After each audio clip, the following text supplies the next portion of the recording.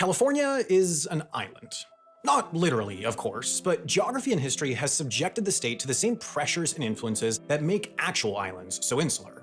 Towering mountains separate the bulk of the state from its neighbors, but America's largest desert places hundreds of miles of harsh, sparsely populated landscape between it and the more populated states farther east. Conversely, the largest, richest, and most influential cities in California all sit on the coast: San Diego, Los Angeles, and San Francisco. This is no coincidence. Granted statehood in 1850, California began its interaction with the rest of the nation by ocean.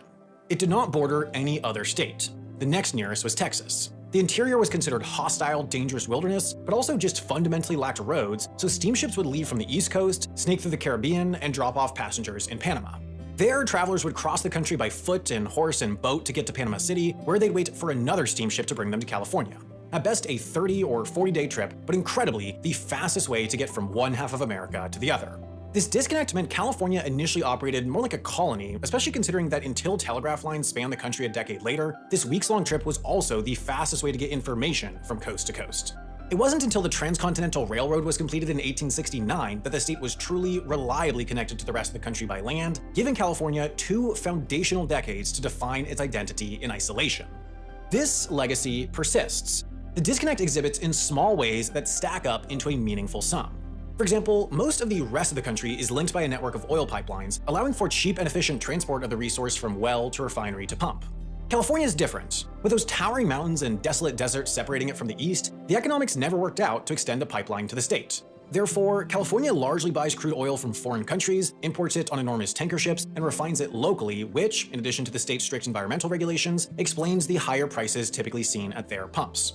California even has a small degree of disconnect to the rest of the American road network. It's the only state that requires all travelers to pass through any sort of border formality when driving in. It's not immigration per se, rather an agricultural inspection to check for invasive species, but the point is not that these checks themselves significantly separate the state from the rest. More so, the fact that California is able to isolate and protect itself from pests prevalent in the rest of the country with any degree of success demonstrates just how naturally disconnected it is. The only state to have a similarly extensive agricultural inspection system is Hawaii, made up of literal islands. But the reason California can be so isolated is because it's really, absurdly, filthy rich. The state's center, if defined by wealth concentration, is here, Silicon Valley. It'd be easy to assume the area's riches are overstated, but the numbers offer a quick counterpoint. Santa Clara, San Mateo, and San Francisco, the three counties that encompass the core of Silicon Valley, have a collective GDP of $725 billion. This is closest to that of Poland, the 21st largest nation in the world, home to 38 million people.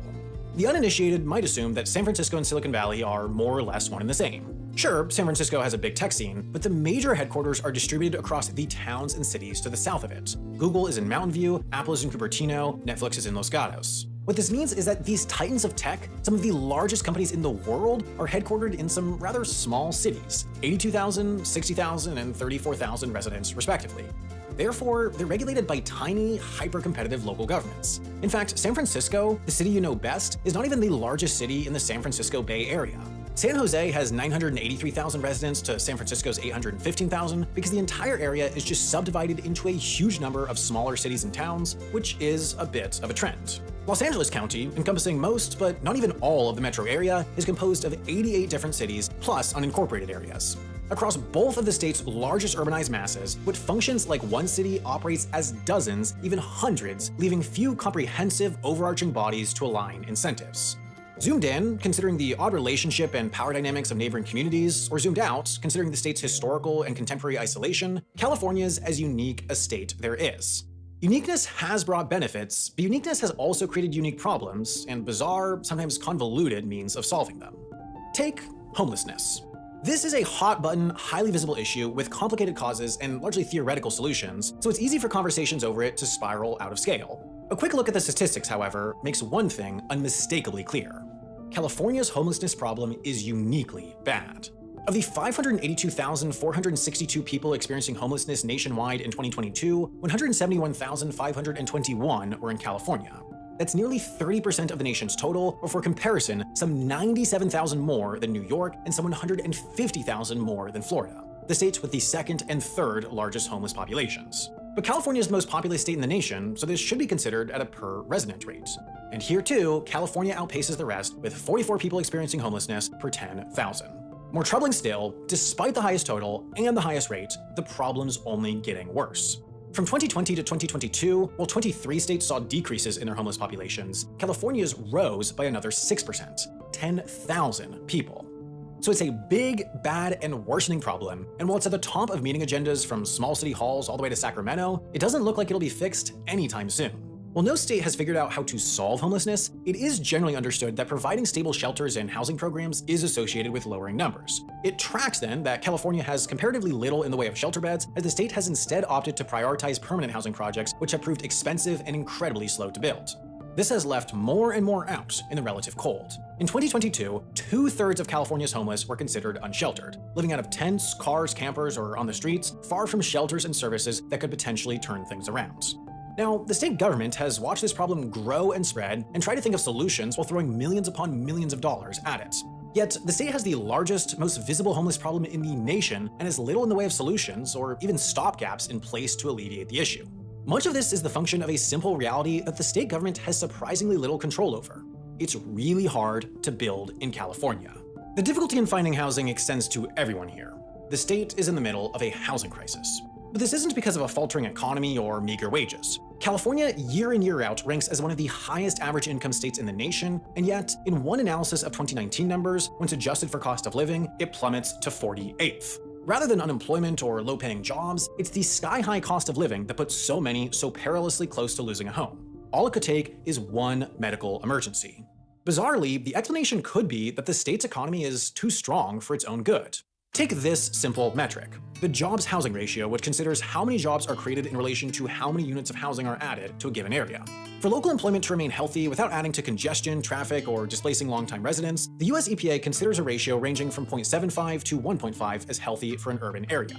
In the last decade, popular cities clearly on the rise have begun to push the upper reaches of this range. Phoenix's metro area sits at 1.34, Seattle's 1.43, Austin's 1.47, and Denver's 1.73, but California has blown the roof off this range. The LA Long Beach Anaheim metro topped 2, Riverside San Bernardino Ontario has reached 2.72, and the San Jose Sunnyvale Santa Clara ratio of new jobs per unit of housing hit a truly staggering 3.19. Of course, an unrelenting economy only accounts for the numerator here, the jobs.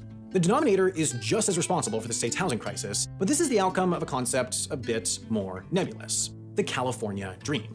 Of all the floating, intangible assumptions as to what life in California is supposed to look like, the long sunny days and pleasant temperatures, along with the plethora of good jobs, beaches, and open space, it's the single-family home with a lawn and perhaps a pool that's proved the most important, the most concrete, and currently the most controversial. And it's this core tenet that's causing such massive problems. Californians, after all, desperately want to keep what they were sold on, and they're willing to fight for it.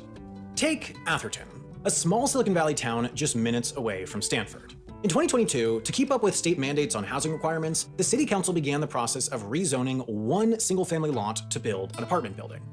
The project was quickly axed.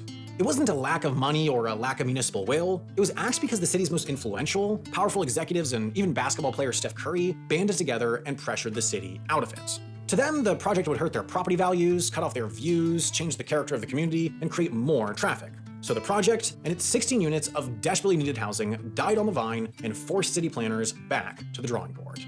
While the characters might not be as high profile as those in Atherton, this happens all the time, all over the state.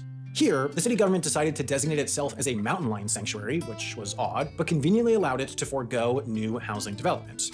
Here, in 2019, construction on a 154-bed shelter broke ground only for Venice Beach to sue the city of Los Angeles to halt construction. Here, residents of San Francisco's Embarcadero area did the same, suing the city over establishing a 200-bed shelter in the same neighborhood. And across the larger Bay Area, those who want California to stay the same low-density California of old have created their own organizations, councils, and committees, Better Cupertino and Palo Alto for Sensible Zoning, to name a few.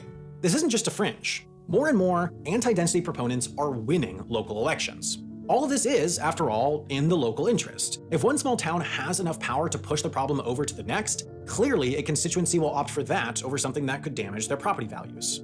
The state has the money and the interest in solving its problems with homelessness and housing shortages, but can only do so much when powerful local governments resist even the most minor of zoning changes and the smallest of housing projects. So unexceptional problems have grown to exceptional size, and as the unexceptional solution of simply building more housing gets rejected, the state legislature turns to the spectacular, launching projects to systematically convert motels into housing units, backing anti-NIMBY laws, and filing lawsuits against its own cities.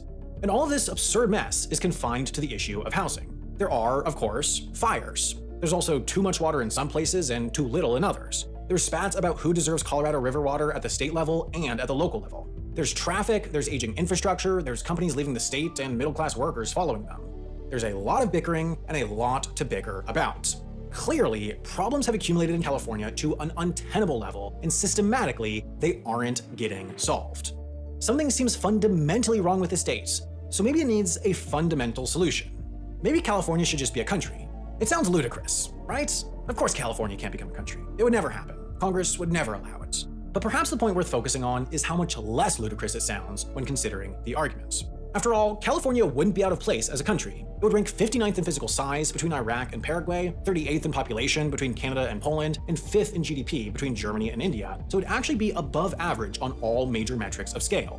One of the common refrains against secession movements is that breakaway regions could not survive economically on their own. For example, according to the UK government, for every dollar Scotland pays in taxes, it receives about $1.32 back. The country would have an immediate and dramatic budget deficit upon full independence. This fact undergirds some of the strongest hesitancies among Scots themselves on the matter. But California is different. In 2019, before the pandemic skewed the data, the state received just 97 cents back in federal spending for every dollar it sent the federal government. This put the state each year in a small camp of around 10 that received less than what they gave, while others, like Mississippi, Kentucky, and West Virginia, consistently received more than $2 back for every dollar they sent. Of course, this is by design. The US's progressive tax system is supposed to take disproportionately from the wealthy and give disproportionately to the less wealthy, but from California's perspective, many wonder why they're sending all their dollars to unappreciative states thousands of miles away. And adding to that, California doesn't even get as much of a say in how those dollars get spent. Given the unequal distribution of electoral votes in presidential elections, every individual in Wyoming has the voting power of about 3.7 Californians, while the Senate system of 2 senators per state, regardless of population, further compounds this weak representation. Again, the system was purposely designed hundreds of years ago to amplify the voices of smaller states, but from California's perspective, they get the short end of that stick.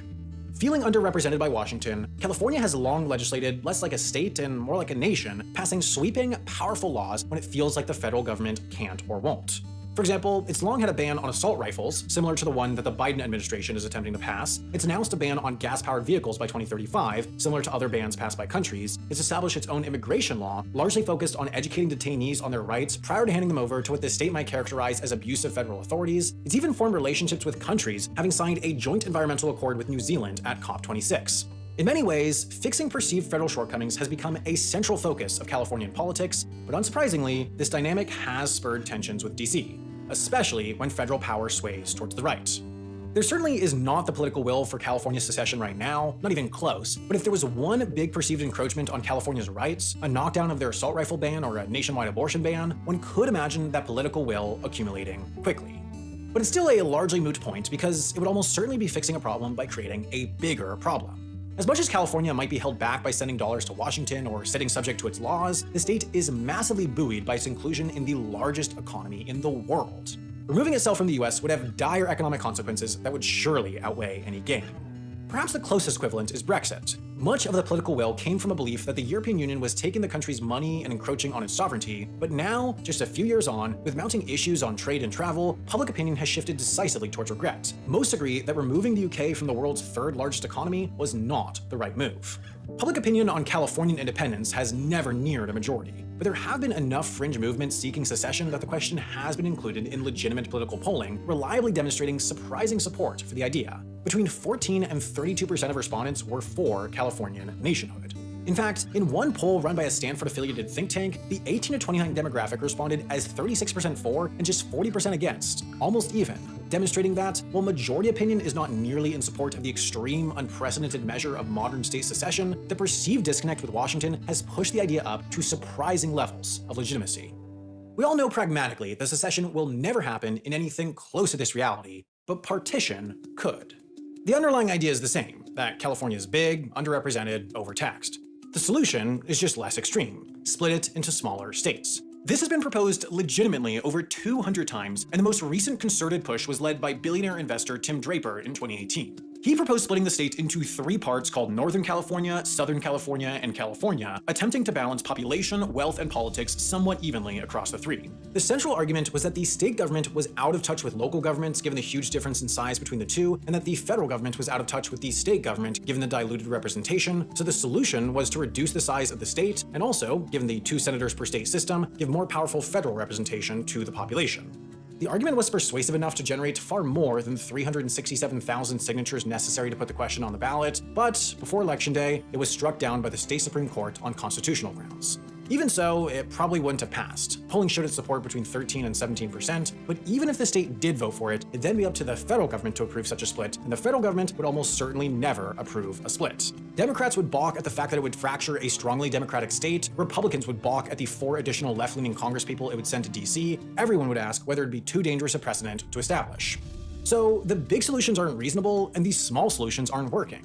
Perhaps the answer is that California is just too unique. Because it definitely is unique. There is no state, region, or other national subdivision with a larger economy on Earth, and going down the list, there aren't really even near equivalents. Texas is number 2, but it's run by small government conservatives, meaning state intervention on problems is limited. New York is number 3, but nearly all of its GDP is concentrated in one massive metro area, meaning its structure is far simpler. You then have England, but it acts as a nation within a nation, then Guangdong and Jiangsu, but China isn't a democratic state, then Florida, but it has a Texas-style small government bent, then Shandong and Xishan, also China, then Illinois, mostly one city, then Henan, also China, then finally Pennsylvania. With its comparatively conservative, smaller government politics, it's not a great equivalent to California, but it's the closest so far considering its wealth is somewhat geographically distributed and its government is more open to intervention than in Florida or Texas. So that's to say, California is not only unique to the rest of the US, it's unique to the world. Truly nobody is trying to manage such a big economy with anything less than nation status. It has unique problems, it feels disconnected from the nation, it lacks the power of the nation, and yet it feels like it needs to act like a nation. This should sound familiar because in 1776, 13 North American colonies declared independence from Britain, citing their unique problems, feeling of disconnection, lack of nation-scale power, and an inkling that just being a nation was a way to fix it all. What happened next was America. What happened after that was American exceptionalism, the belief that the US is fundamentally and dramatically unique. This is, in many ways, true. There just aren't places that mirror the US's scale, geography, and demographics, but this feeling undergirds perhaps the most fundamental feature of American politics. A belief that, as a unique place, the US needs unique solutions. There is a systematic rejection of solutions that have repeatedly worked in close cultural equivalence out of a belief that they're incompatible with either what makes America unique or the uniqueness itself. So that means that California is the exception to the exception. The state is exceptional. It is fundamentally different to the rest of the nation, and therefore an analogous idea of Californian exceptionalism permeates through Sacramento, undergirding a belief that they too require unique solutions. After all, California is supposed to be the land of economic opportunity, a destination free of persecution, an idyllic antithesis to the status quo. California is America's America. The exception to the exception is not the norm, it's something more than the exception. California is like the hyper-distilled version of America itself, developing for many of these same reasons as the nation itself, just a century or 2 on. It's no wonder that the state centered on rejecting norms from the country centered on rejecting norms might stray from the most obvious path. It's also no wonder that, in the same way America itself becomes the infatuation of international media, a source of political entertainment, so too does California to the US. At the end of the day, Californian politicians might just be terrible. The GOP talking points might be right, and the state might be the evidence that liberal politics are structurally flawed, but it's near impossible to sift through the political rhetoric and actually objectively analyze this. However, it's reasonably clear that Californian politicians, like American politicians, have a tougher job to do navigating a truly singular situation. Decisions are made without precedent, and then in retrospect, with precedent established, failures seem obvious. So the question of how to solve California's problems is more so the question of how to solve America's problems. Should it keep trying to find something new, to fight exceptionalism with exceptionalism, or can unexceptional solutions work for unexceptional problems, even when they happen in exceptional places? Last year, in a video about carbon offsets, we covered California's unique cap-and-trade program, which was supposed to be an elegant way to curb industrial emissions, but in practice propped up inefficient